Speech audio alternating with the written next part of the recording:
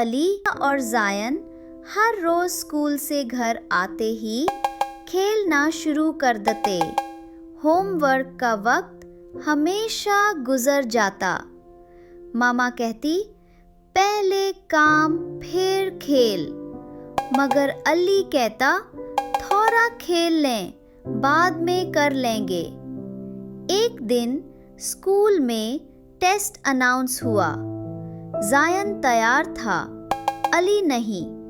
علی اداس تھا، بولا کاش میں کل تھوڑا ٹائم پڑھائی کو دے دیتا۔ زائن بولا وقت واپس نہیں آتا علی، اب سے چھوٹی چھوٹی چیزوں کا وقت پر کرو، وقت کی قدر کرو، کیونکہ گزرا وقت کبھی بھی واپس نہیں آتا۔ ہماری چینل کو ضرور سبسکرائب کریں، اپنی دوستوں سے شیئر کریں۔